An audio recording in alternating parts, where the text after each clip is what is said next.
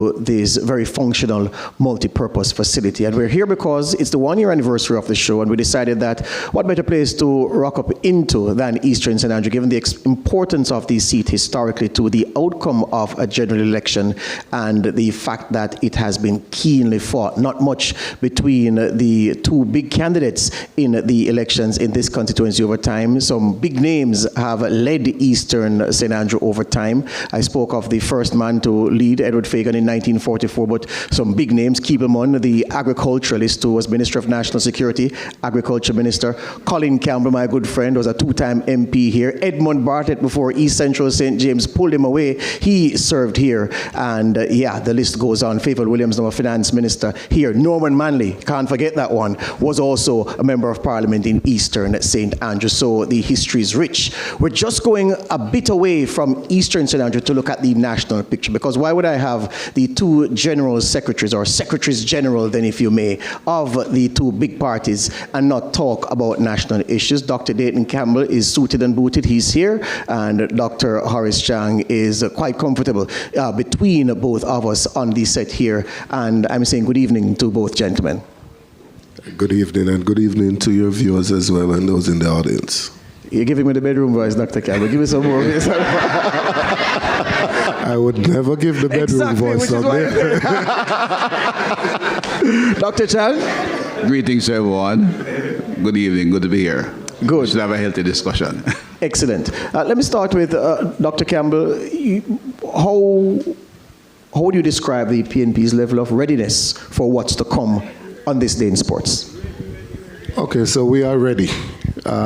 If we were to have asked in 2020 for some assistance from Dr. Chang, we wouldn't have asked for so much, develop us more than we could have imagined. And to the point where we were able to put all our candidates in place for more than a year, we're able to wait until the final budget debate to put our plans to the public. We're now in the phase of doing town hall meetings and having our divisional conferences that give us a chance to take the message to the people. And whilst we're doing that, we're seeing where the government has challenges in Western Westmoreland, South Manchester, Northeast Manchester, Central Clarendon, Northwest Clarendon, Eastern St. Thomas, West Central St. James. So we are ready to go. We have listened to the people. We have consulted with the people. The proposals that we have put forward have benefited from the input of the people, because we do believe in participatory governance. And so we went to them and asked them what they wanted us to speak about.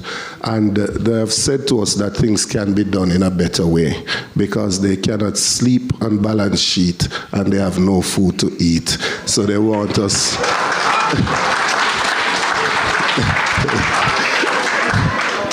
They do want us to have a change. There's an overwhelming cry for a change in government, and our housing proposals have resonated well.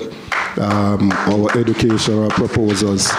The farmers will finally get, or local farmers will finally be the priority, because the farmers have said they are more afraid of import permits than they are of pradia lastly. This is what is going on in the country currently. And so we are ready to go. If the elections were to be announced tomorrow, we'd be winning it. And if... If they were to wait for an additional 3 months, as the Minister of Constitutional Affairs is suggesting, all it would mean is a bigger victory for the People's National Party. I hear you. All right. I remind our viewers, Dr. Campbell will get very strong applause because of the representation in the room. It's not his fault. It's not his fault.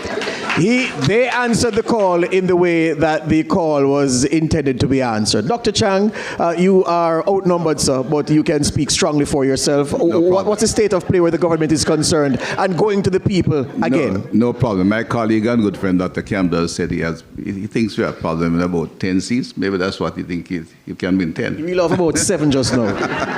Well, no problem. Less than, you give him less, 7. All right. No, look, the political party, the Jamaica Labour Party, is always a state of reason readiness. It's the first thing. Bear in mind, I haven't set the election date, and we know election is due by September, which is the constitutional date, and by convention will be held before September.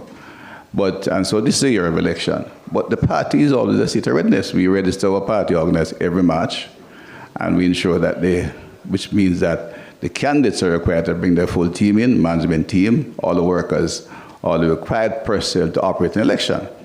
Once you have that in place, you can turn an election very rapidly. You can do it in weeks. So the activity of selecting a candidate